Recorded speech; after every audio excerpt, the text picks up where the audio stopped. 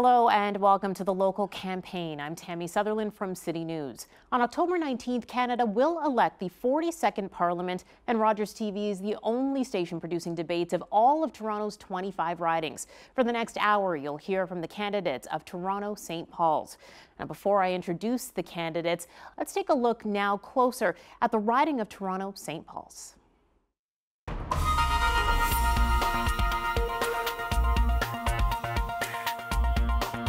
The riding of St. Paul's is bordered on the north by Eglinton Avenue, with a slight jog north along Yonge Street to include Broadway Avenue.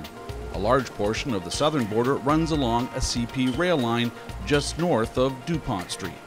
Mount Pleasant Road, with a small section of Yonge Street, defines the eastern edge, with Dufferin Street, Winona Drive, and Ossington Avenue sharing the western border. Notable landmarks within this riding include Casa Loma, Upper Canada College, the Bishop Strawn School, Holy Blossom Temple on Bathurst Street, and Timothy Eaton Memorial Church on St. Clair Avenue West. The incumbent MP in St. Paul's is Liberal Party member Carolyn Bennett.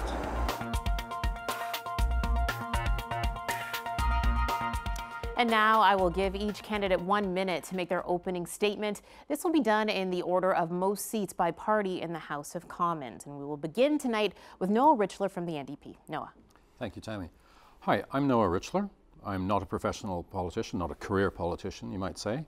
I'm 55. I've been a writer until now and a broadcaster, and wrote about Canada, love Canada, have always written for Canada, in a sense, already been politically engaged.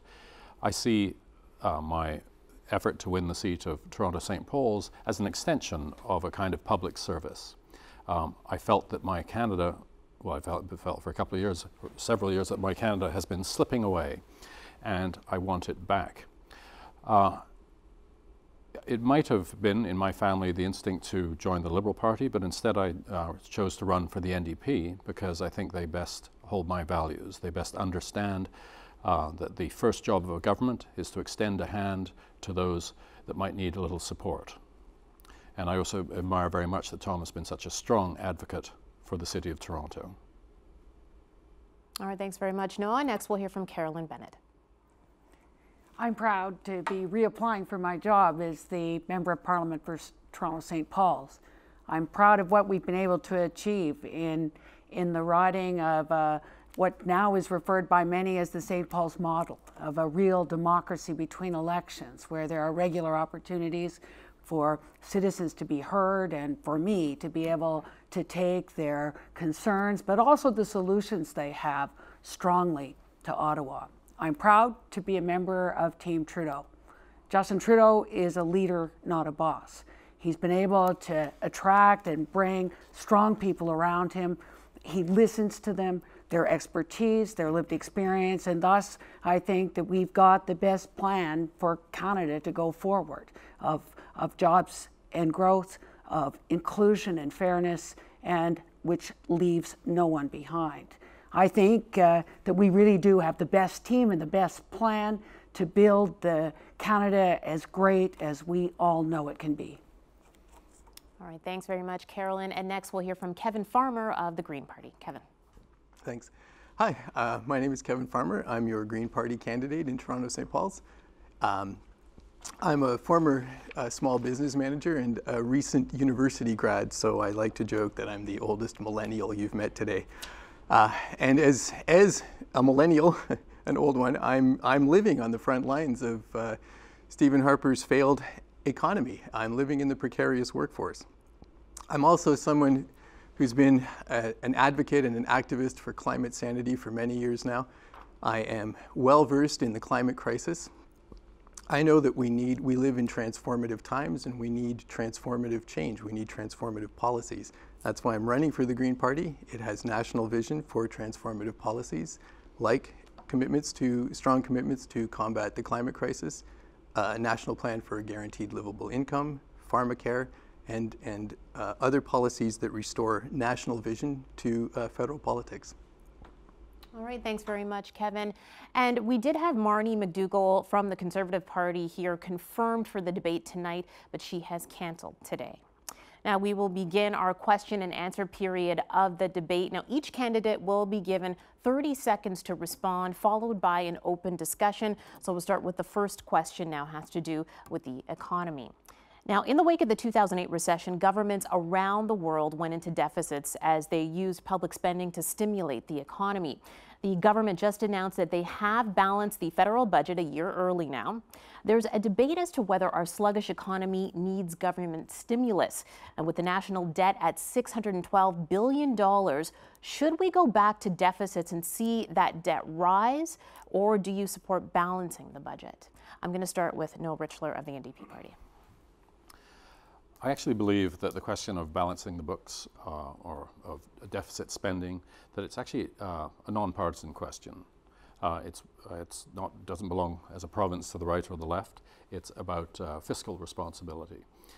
And a lot of this discussion has come around Justin Trudeau's announcing that he would like to spend $30 billion over the next 3 years, $30 billion a year that we don't have. This makes me profoundly uncomfortable, and the NDP has a plan that depends in significant part upon taxing corporations. I should point out that Tom Mulcair is the only man who is standing up to corporations and suggesting that they should come to the table with expenditure that will help us balance the books. But it's our conviction, and I should point out that according to what's left of StatsCan, that over the last 3 decades, the NDP has been the most successful in balancing the books without cutting social programs, that we can do so again. All right, next we'll hear from Carolyn. The Liberals believe that the economy has completely stalled, and that in order to get jobs and growth, government needs to invest. We believe that at these historically low interest rates that it's possible to invest for the next 3 years in infrastructure that will create the jobs and create a stimulus to the economy that can make us get going again. This kind of stimulus is hugely important, supported by David Dodge, Kevin Lynch, Kevin Page, and we think it's the right thing to do for 3 years so that we can build the infrastructure deficit of our transit and our social infrastructure and our green infrastructure so that we can get those jobs going and get the economy started again. Okay, next we'll hear from Kevin. Well, the budget is balanced in name only. And it was balanced on the backs of what I would consider core spending, spending for veterans, spending for defense. The Harper Conservatives they have failed to deliver on the budget that they presented as their own spending commitments. They've let that spending lapse, and now they're touting that as this failure to deliver on their own spending promises as a feat of a balanced budget. So it is. I disagree that the budget is balanced, except only nominally. The Greens were the first party, believe it or not, to post a fully costed platform. And it does include a balanced budget with commitments to infrastructure spending, significant commitments to infrastructure spending.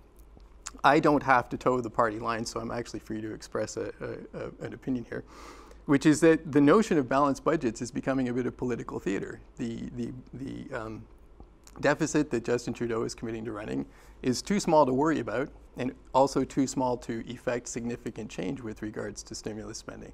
And the political theater coming from Thomas Mulcair is that he wants to. He believes that it will look bad for him to run on spending promises and an unbalanced budget. So it's become a bit of political theater. I don't think it's I don't think that's helping us in any way, shape, or form.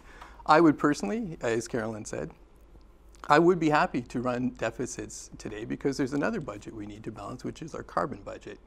We will live to regret blowing through that budget, and the time to make significant investments in a green economy, sustainable infrastructure, is certainly now, given the interest rates. Okay, we're going to open up the open part of discussion here on this topic. I'm going to start with Carolyn. You've been taking some notes here regarding Kevin's response. Go ahead. Well, I think we feel, and we've lived over this last year or so, that with this fixation, even with the low oil prices and revenues just shrinking to the Canadian government coffers, that this obsession with balanced budget means that the government reneged on its promises to First Nations, Inuit, Métis, has reneged even on the things that they say they're good at, like security, but have lapsed money to RCMP, CSIS, federal prosecutors, even the Department of National Defense, giving money back that Parliament voted to spend on these important things is I think irresponsible, and it is the infrastructure deficit that we're facing when you've got real needs in transit and housing and the kinds of storm sewers here in Toronto that had all the houses flooded. This is real, and I just don't think we can obsess about the bottom line of up or down in this couple of billion, when there is so much that we have to do that will actually get the economy going and get youth back working again, which I think to have a youth unemployment rate at twice the Canadian average is really where we've got to go to be able to get our kids their first job. These are all issues or needs that few would contend. The point is conjuring up 3 times $10 billion, $30 billion that we don't have, $30 billion that we'll pile the interest on, and that are, in a sense, the children in our next generation, the next generation will have to pay for. Is that actually necessary or the way? It's a lovely sort of flash of the hand of Justin Trudeau's, because it's essentially, as politicians across time have done, a sort of throwing of dollar bills at the public, but it's not sound economics. We can bring this money to the table. As Kevin has pointed out on other occasions, the corporations are sitting on an extraordinary sum of what Mark Carney, previously the Governor of the Bank of Canada, called dead money. And to my surprise, it went not down but up even after the oil slump. So you've got some $640 billion, nearly a third of the money supply, sitting and not moving, not turning. And a healthy economy depends upon money moving. And that's what's going to help to create jobs and vitalize our economic base. And that's what we're doing when we, the only party, ask the corporations to come forward. Yeah, I'd like to chime in on that. The conversation of the economy has also become hopelessly simplified and over-focused on a specific set of metrics like GDP, which simply measures how much money is changing hands. And we assume that more is better and less is worse, and that's just not the case. Under this, we need a substantially better measure of the overall health of our economy. Under looking just at GDP, cancer is good for the economy because cancer medication is so expensive.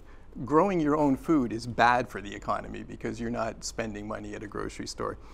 So some things that we simply are not discussing with respect to the health of the economy is what Noah just alluded to. We have been hollowing out our economy by sending really good jobs offshore, overseas, with trade agreements that we can't compete with these other jurisdictions unless we have a standard. We have labor standards and environmental standards that are like those other jurisdictions. And with the TPP, we might be asking ourselves to compete with slave labor in Malaysia. This is part of what has undone good jobs in this country. And the other thing is this notion, the middle class, which has become much celebrated in this election, it's not going to be saved by these timid tax cuts. The middle class is being dismantled by extreme wealth inequality in this country and around the world. Throwing timid tax cuts at the middle class will not elevate anyone into the middle class who is not already in it. Neither will it save what's left of the middle class from this overall trend of wealth inequality that just doesn't leave any middle ground for a middle class to exist in. So we can talk about deficits and spending, but we also need to address some structural issues in this country, like this commitments to trade deals that aren't even about trade, and structural and profound wealth inequality in this country. But so I want to ask Noah, why then would you still send child benefits to millionaires, and why, in our plan where we won't do that anymore, and the child benefit will in effect double for most families and not be taxable anymore, that'll lift 315,000 kids out of poverty. For us to be, it doesn't make any sense for you to think that the middle class wouldn't do better with a lower tax rate there, and to be able to tax the people who've done better to a little bit greater extent. So, you know, I think that the problem with Justin Trudeau suggesting that the shifting of the tax burden to the 1% is that he's not actually providing us the measures with which the 1% will actually pay. Anybody who has any experience of the world knows that you can create a higher tax bracket, and the 1% are particularly good at finding their way around it. And what about your idea about corporate tax? But also, as soon as you're not competitive, then those companies leave Canada. Well, to point out the difference in our approach to reaping the tax revenues off the particularly wealthy, Tom Mulcair is the one who's spoken about closing down the stock option tax loophole. Which young entrepreneurs say is a very bad idea.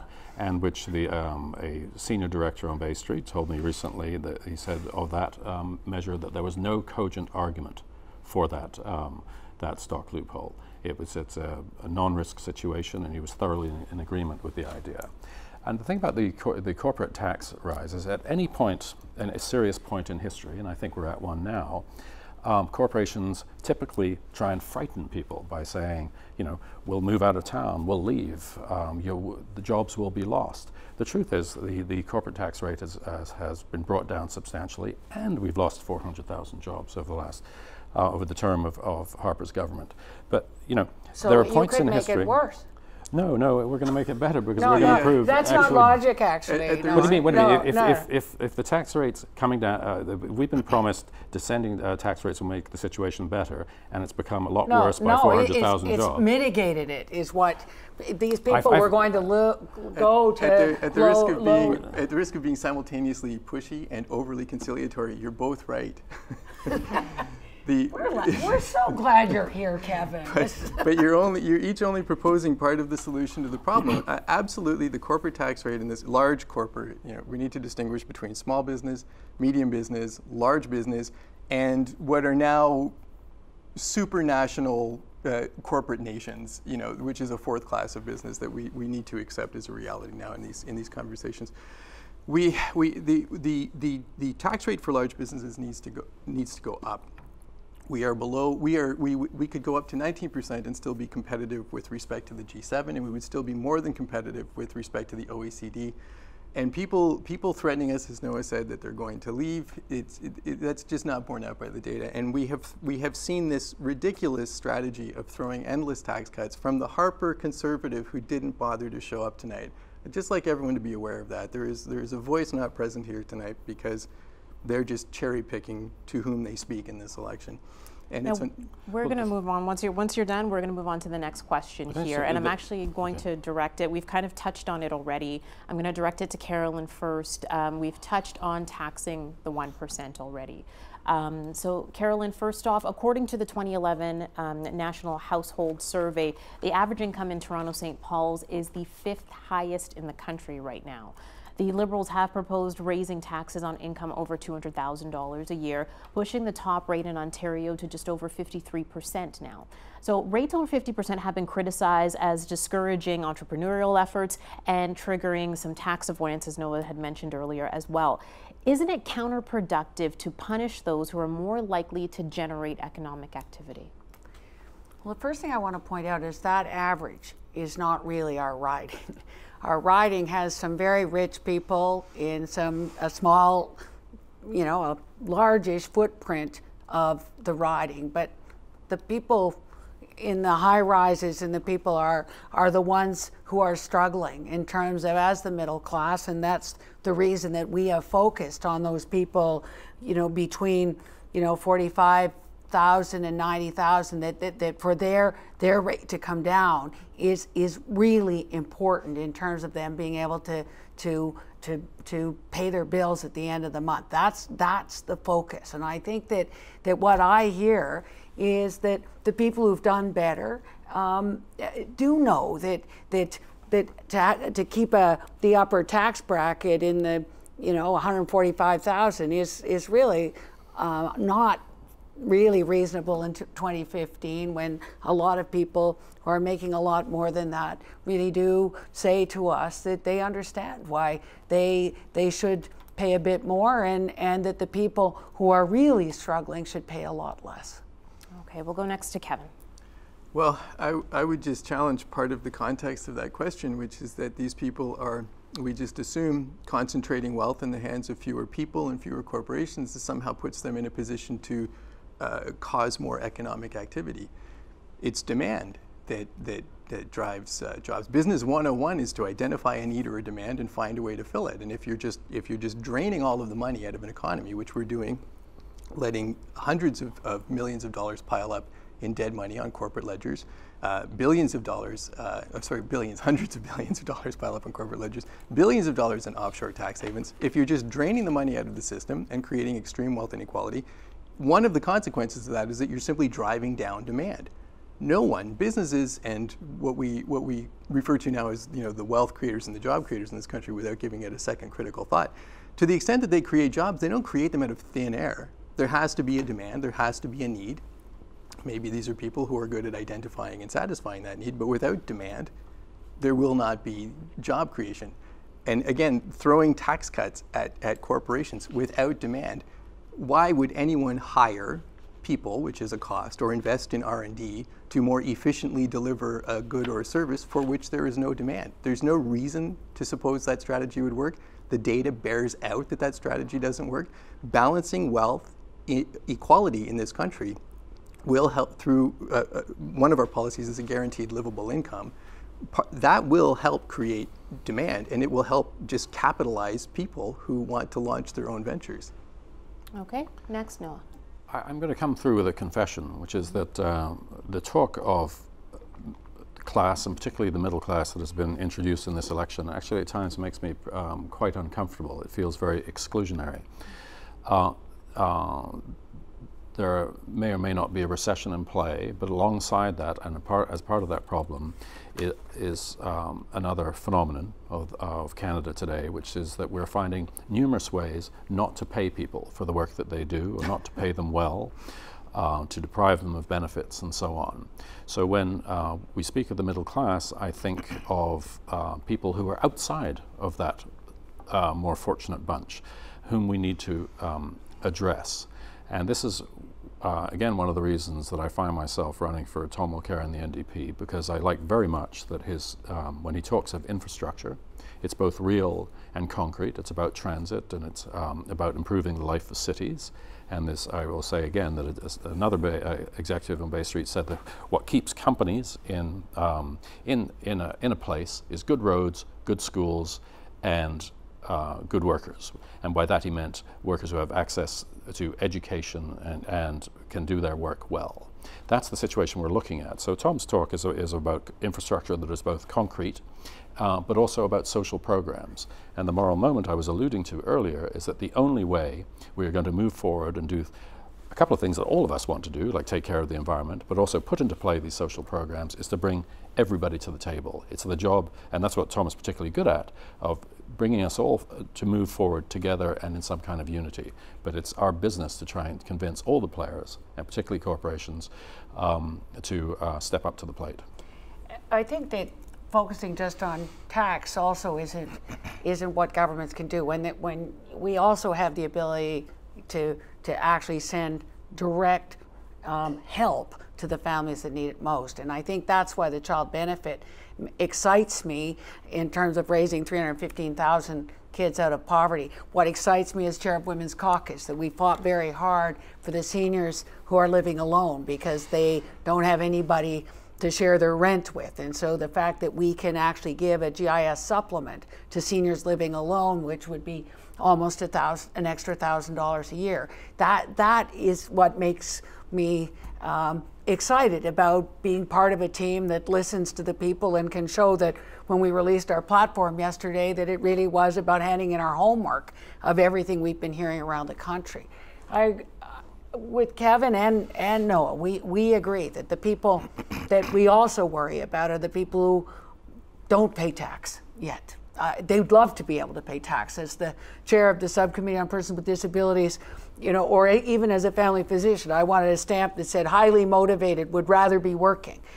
These people that are not able to pay, who tax credits yet don't help, they need our direct help in order to lift them out of poverty and to get them the opportunities to be able to get a job and to be able to feel comfortable raising their family. So, you know, I think that one of the things about the shrinking middle class, there was a poverty activist who said to me once, unless you're planning to be really, really rich soon, when the middle class is shrinking, you might just dip underneath.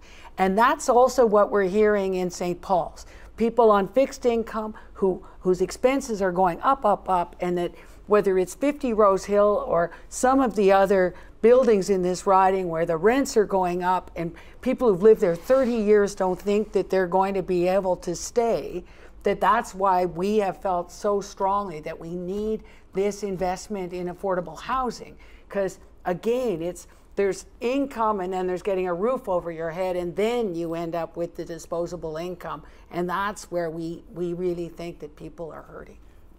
I would just like to challenge both of you to have a talk with your leaders about you know, these boutique tax credits, because part of what we're talking about is the wildly complicated tax code and this notion that government can micromanage society and the economy with tax cuts, and increasingly that's these little boutique tax credits that have been getting announced all through. I think they all have to be reviewed too. Emmanuel Dubourg in our caucus is amazing. This accountant who's come in to say CRA needs to be actually user-friendly, and we have to examine all of those. Well, but yeah. I don't think cutting an income tax rate for the middle class is boutique. Well, no, but to that I would say, you know, the other discussion that has become woefully oversimplified is taxes. Everyone's running from the word tax. Governments should tax and spend. That's part of what they do.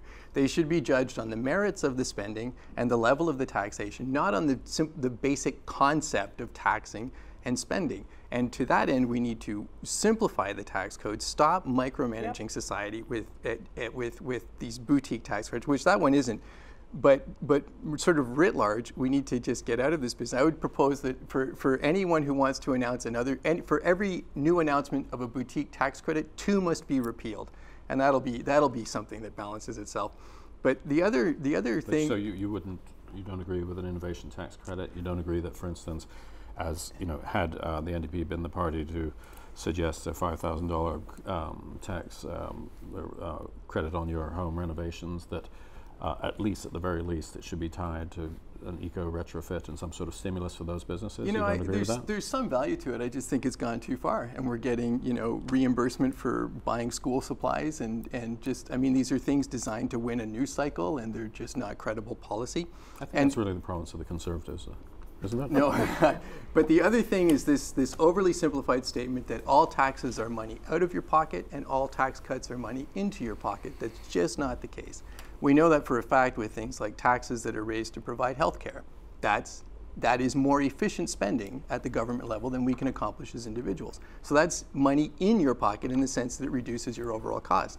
The other thing that puts money in people's pockets is putting money in people's pockets, which is why we're talking about something much more comprehensive than this sort of micromanaging of the tax code, which is a guaranteed livable income. Simply do that. Put money in people's pockets. Do what we've been talking about my whole life. Raise all boats. Make sure everyone's got a boat, and then raise all boats. This might sound like a wild scheme. It was actually done here in Canada in the 1970s in Manitoba in a town called Dauphin. They experimented with a guaranteed livable income. All of the outcomes were positive. A few sectors worked less. Students worked less, but graduation rates went up. Some mothers worked less, and the horror, they spent more time parenting their children. This is, like I said at the opening, we live in transformative times. We need transformative policies. I think we need to get out of this game of micromanaging with the tax code, and it has become labyrinthine now. It's just rife with exploitation. And we need to explore more comprehensive, more effective policies. And also, we could replace some of the things you're talking about. We could replace all sorts of dysfunctional, labyrinthine bureaucracies that deliver income supplements right now with something more comprehensive, and also get us out of this game where we have dysfunctional and labyrinthine bureaucracies that exist as much to police the recipients of income supplements as they do to provide them, which I think is just an unhealthy relationship. Okay, we touched on the topic just a bit of affordable housing, so we'll move on to our next question. Can I just say that's a serious experiment to run nationally. It's being talked about in communities. I'm interested in its results in Europe. It's being talked about within a couple of Canadian communities. But it feels like it would be very rash to legislate that nationally. I think lots of people feel the provinces actually have, who are responsible for the welfare system actually need, this is something that first ministers can talk about and be able to have a look at. And Elizabeth May has been proposing a council of governments in this country, which includes the federal, provincial, and municipal governments, so that we stop talking at cross purposes with each other, making promises that need to be implemented at this, that, or the other level of government. She also wants to include all First Nations governments as well. This is absolutely something that needs to be talked about. It is being talked about. But when Tom Mulcair talks about going to Paris, for the next conference on the environment, he's talking about bringing provincial leaders and municipal leaders and even critics in a party together to move forward. Just So I to pick up on the notion that that are in the particular air. policy proposal is rash. No one's talking about just simply trotting it out I'm fully very formed. interested in it, but I think it is. I just think it's an idea whose time has come, and I think a council of governments is the right way to explore it. But I think that not having Marnie here means that we aren't actually exploring what happens when something comes to the Prime Minister in a dream about raising the OAS from 65 to 67, and without any idea of the consequences of that to the welfare systems in provinces and territories, that people stay on welfare instead of having the independent OAS. But I'm shocked to find out that in certain parts of particularly Atlantic Canada, that seniors don't get a drug card unless they're getting the GIS supplement, which also would be raised to 67. So the parties that are here, I think, the Green Party as well, we all believe that has to come back to 65, and we need to talk with the premiers in order to be able to make any sort of decisions like that as you take the leg out of a stool of actually what seniors can look forward to living on. Okay, we're going to rein it all in because we're going in different directions. I'm going to bring it back down to affordable housing, what we were talking about, and the average house price in Toronto. As we know, it is creeping up well over $1 million at this point. So aspiring homeowners must borrow ever larger amounts just to get into the market, get their foot in the door. So many worry that when rates rise, of course, the prices will stagnate or even drop at that point. If the housing bubble does burst, what role can the government play to prevent this from having severe consequences for the economy? And I'm going to start with Kevin. Oh, sorry. Yeah, we definitely need a national housing strategy. People are living, very close to the edge in general with regards to their mortgages, with their debt loads. Also, we need a strategy for homelessness, which I think is equally as important. A case in point there that I like to refer to is the mayor of Medicine Hat, who, as an alderman, used to ridicule programs that were being offered to end homelessness in Medicine Hat. He considered himself, in his own words, I'm paraphrasing him a little, but in his own words, he considered himself a fiscal conservative, and he admits that he just ridiculed these ideas. Now, as the mayor of Medicine Hat, he has come around. He has eliminated homelessness according to a certain definition, but it's a very good one. It's quite a workable definition. He's eliminated homelessness in 6 years as a convert to this idea as the mayor.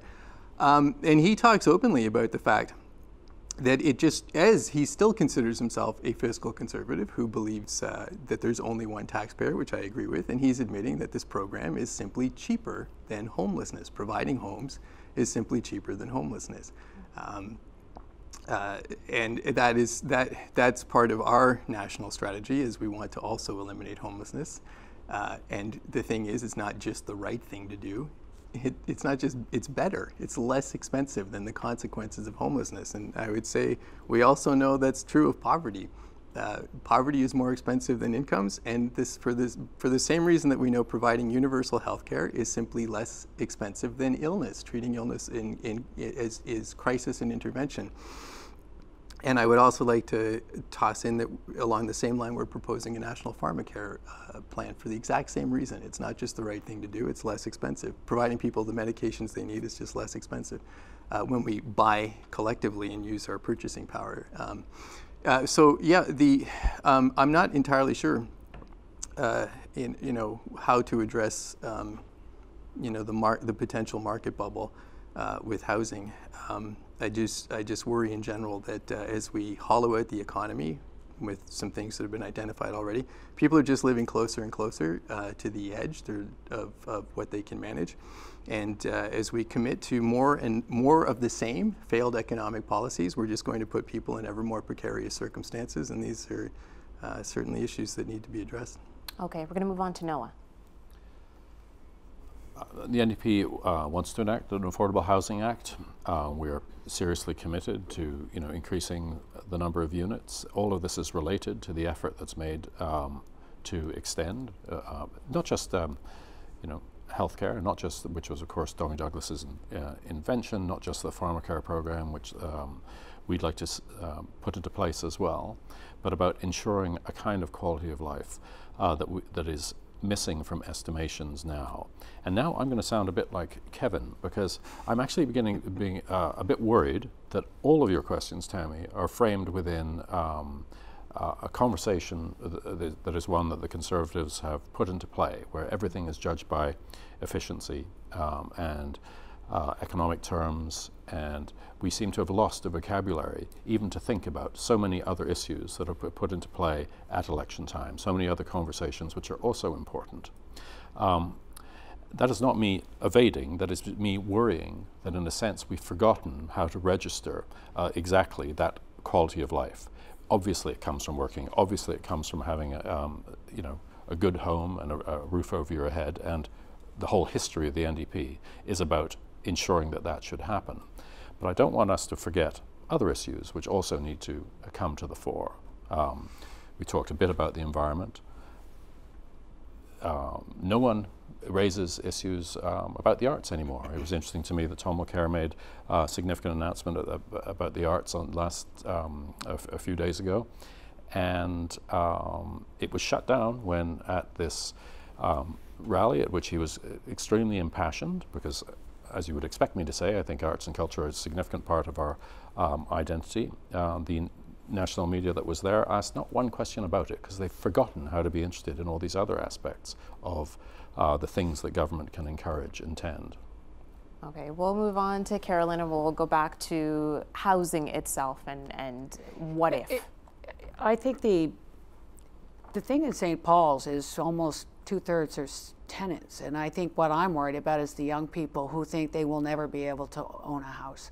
I mean, some young people we talk to say that they may never be able to have a family. They just don't see themselves, and I think that's why we feel that kickstarting the economy and understanding this is the time to invest at historically low interest rates. This is when the government can actually make a difference, and I think we all agree that there needs to be a national housing strategy.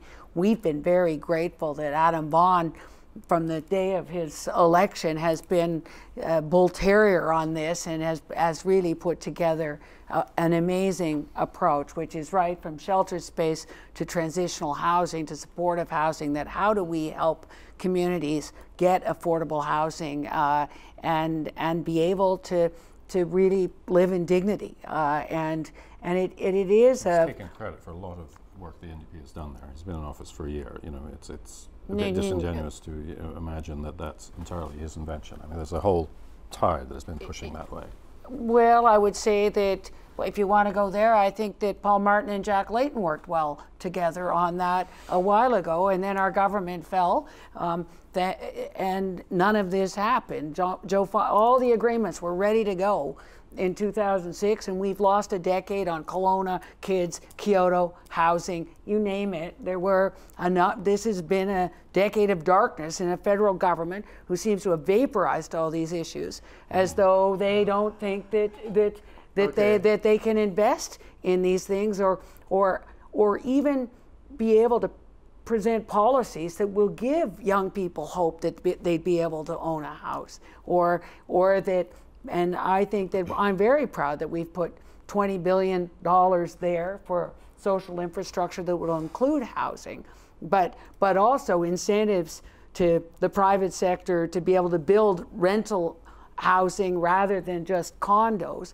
And I was very pleased with the comprehensive nature of the platform because, you know, I think have been out there listening, including the kinds of things in social enterprise that we're seeing across the country.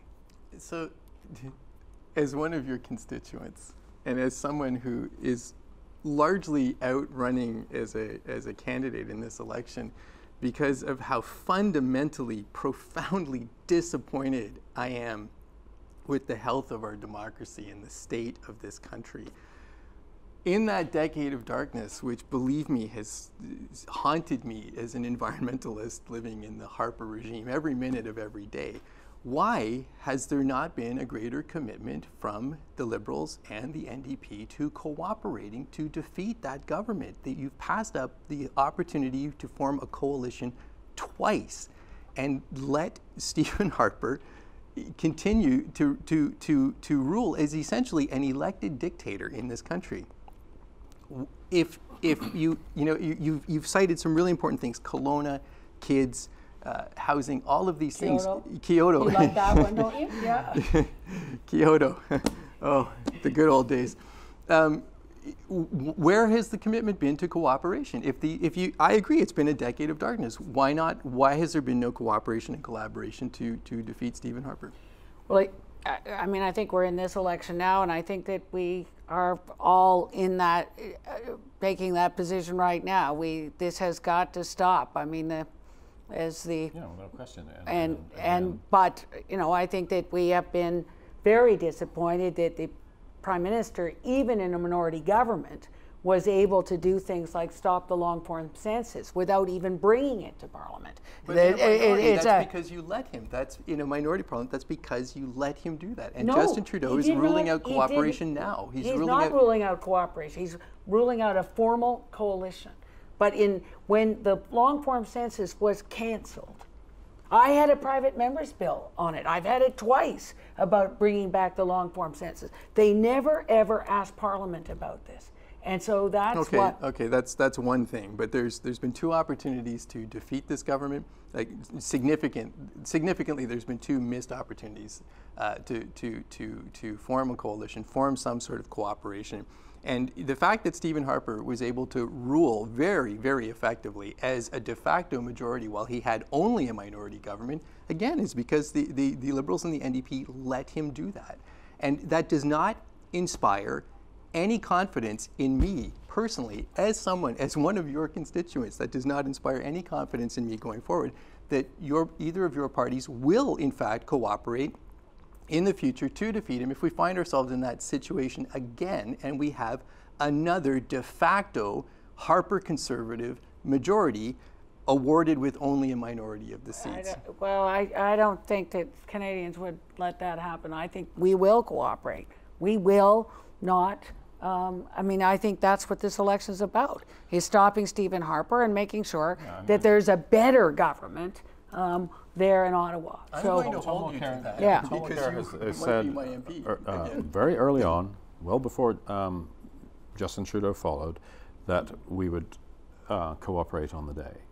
But the conversation you're bringing up is downplaying other important differences within parties. I think it's actually very healthy that we have 3, 4 more parties competing for office. And what you're saying is touching or at least hinting at the idea of strategic voting, the fear of Conservatives riding up in the middle of split ridings. And I would argue against that. I actually think that Lead Now is a very subversive and anti-democratic organization. And I say that not because for the numerous reasons that strategic voting doesn't actually work, that not enough people can get together to do it, that pollsters and journalists are often wrong, but because, with all due respect, we have differences. And Carolyn knows them as well as I. The NDP has said did not support, and it will repeal Bill C-51. Carolyn voted for it, and you did defend it when we spoke last time at Holy Blossom Synagogue, which surprised me as more than a matter of convenience to be dealt with later. But even that posturing by Justin Trudeau is dangerous because it relies on the idea that one of us actually might form a government to. I'm actually going to interrupt because our next. I'm going to just interrupt you just so that. It's actually one that Kevin brought up, and so I'm saying that before an election, it makes perfect sense, and I think voters should honour their vote and understand what they're doing and vote according to their head or heart or whatever dictates it for a party and their platform. I agree with virtually everything you just said. I'd just like to point out that C-51, the vote on C-51, which is in fact a toxic separation amongst the parties. And this is the next question, and this is why I want to interrupt, because this is the next question that I want to address. So I just want to get the question out there, and you guys can continue to address it as we go on. And we'll start with Noah in the end. It's about C-51, of course. In January, the government did introduce this new anti-terror legislation, and it could mean broad and significant changes to national security measures. We know, among other things, it could facilitate sharing information between financial institutions and federal institutions, give police preventative measures, bans the promotion of terrorism, and enhances the power of CSIS. So I'm going to start with Noah. You have alluded to what your stance will be on this, but do you support Bill C-51? Absolutely not. It's a very bad, scary, dangerous law with an ideological end, but a very the potential to be hugely dangerous to Canadians at large. It provides, as we know, because it's a public conversation, extra powers of surveillance and to our police and CSIS services that are entirely unchecked, that have no sort of built-in method of accountability.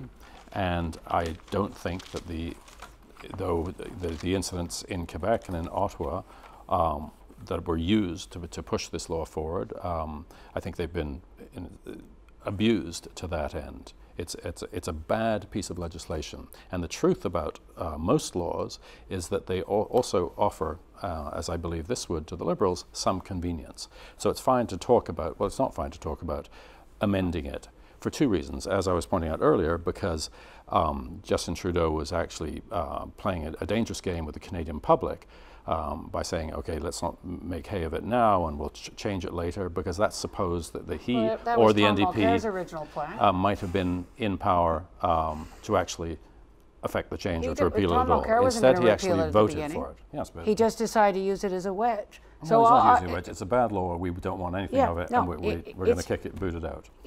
Well, that wasn't his original plan. He's changed his mind on it in terms of where he was. True, but now he's right. So okay, well let me. I was there. So let me just. Carolyn, you respond. Go ahead. Let me just say that this was very difficult for us, and we've taken some hits for this. There's no question. Wayne Easter was our critic on this, former Solicitor General, and he was persuaded that even the example of Warrant Officer Vincent, who had, we understand the police had enough evidence that they thought to detain him. The courts said no, and so he went out and killed somebody, Warrant Officer Vincent, a week later. It was persuaded that the police needed this extra tool to be able to disrupt terrorist plots and be able to save lives. We, when we saw the bill, knew it was not great, but we did think that again the security of the people was paramount. But we knew we needed parliamentary oversight. We needed a sunset clause. We needed charter compliance, and we needed to change the language about lawful protest to make sure that environmentalists, First Nations activists wouldn't be detained as terrorists. They're not terrorists. And so we decided that we had to, it's a majority Conservative government. We knew we had to try and work to get these egregious parts of the bill out, and we did.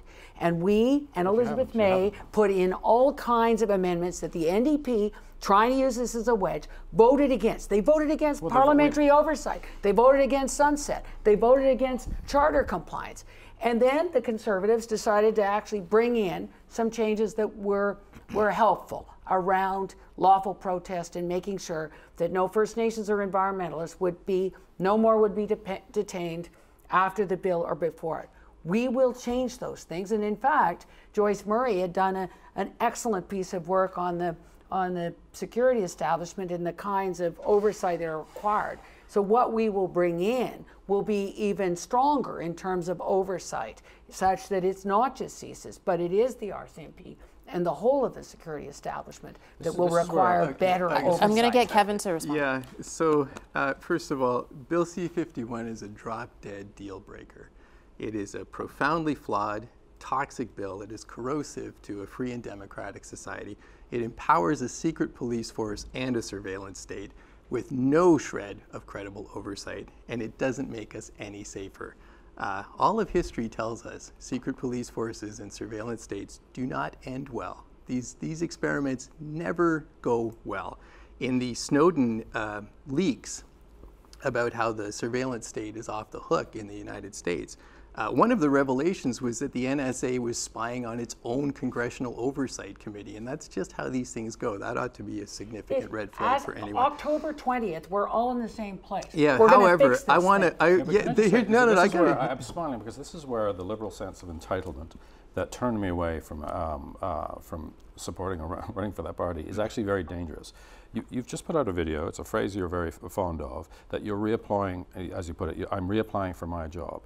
It's not your job, it's the job, and you've had the job for 18 years.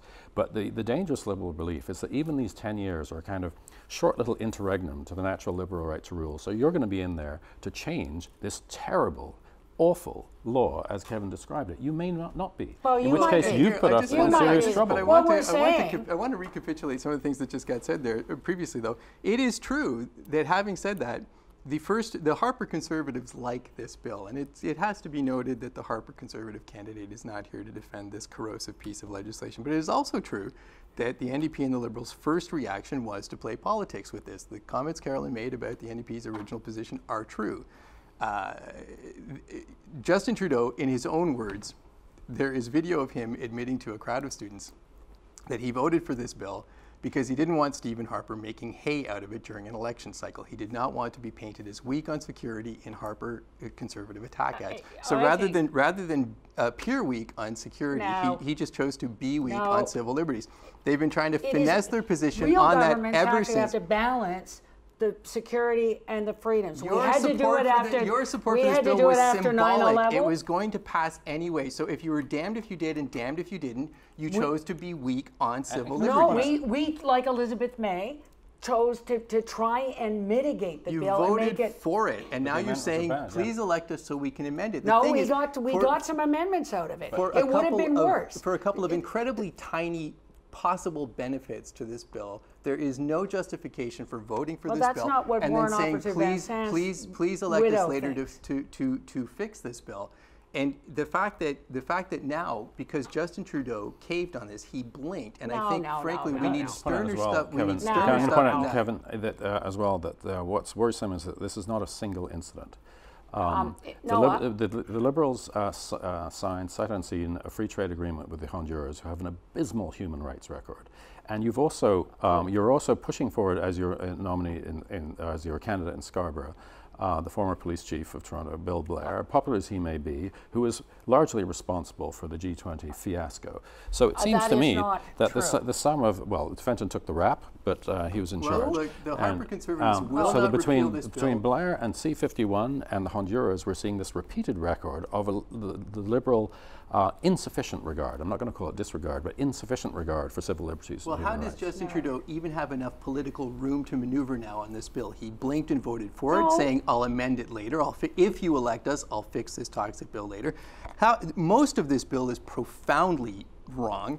For a couple of minor improvements to some minor information sharing, it's not worth voting this thing in the first place, assuming you can amend it if you get reelected. And now, since he clearly blinked in the first place, how does he have enough political room to maneuver to amend sufficient? It needs to be scrapped, but how does he have enough room to even amend?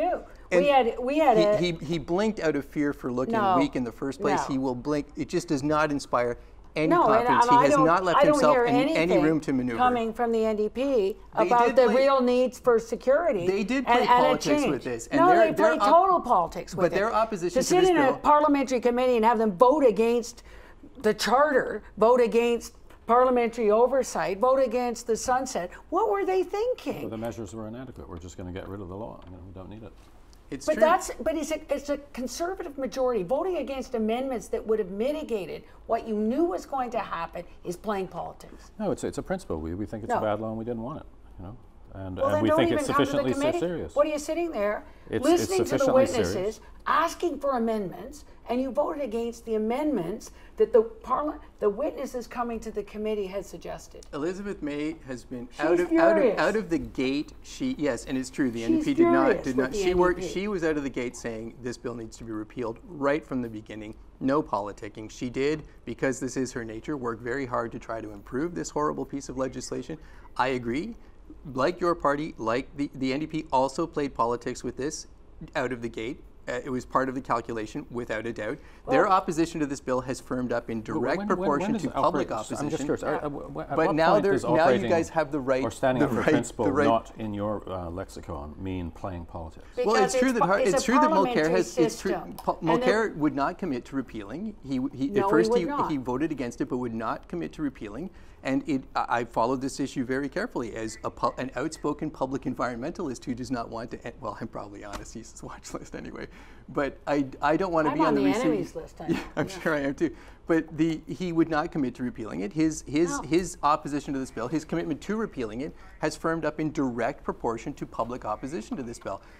I think you guys just made a better political calculation. You left yourselves more room for maneuver. We're going to have to stop. We're going to have to stop it right Everybody's there. talking We're about going to have to stop the discussion there and listening head to? on The to public. closing statements. It is time for closing statements now, and we're going to go in the reverse order than we did earlier for the opening statement. So instead, we are going to start now with Kevin. You have 30 seconds. Well, thank you for the invitation. It's true the Greens don't get invited to everything. And we're still, after 10 years as a national party, apparently working very hard for legitimacy. I've enjoyed being here tonight. I always enjoy Noah and Carolyn, and this was a great debate. If you are tired, though, of hyper-partisan and divisive politics, the Greens are committed to cooperation. We will never kowtow to the dictates of. We will never put the needs of the party ahead of the needs of people. And we are working very hard to present a better alternative to the way politics are being practiced today. And we'll move on to Carolyn Bennett from the Liberal Party. Thanks very much.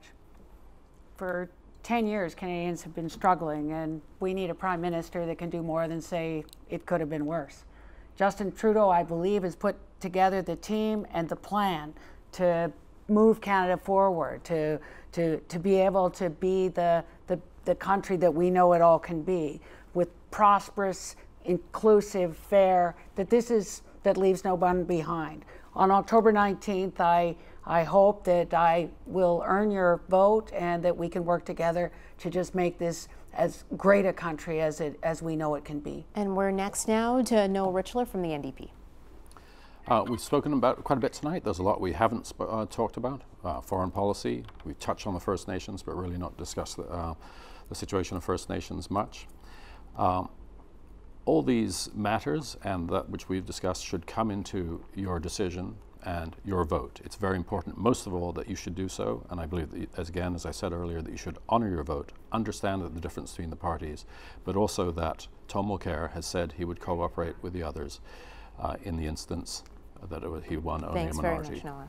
I appreciate it, and thank you for joining us here on the local campaign. Airtimes for the other debates can be found at rogerstv.com. I'm Tammy Sutherland. Bye for now.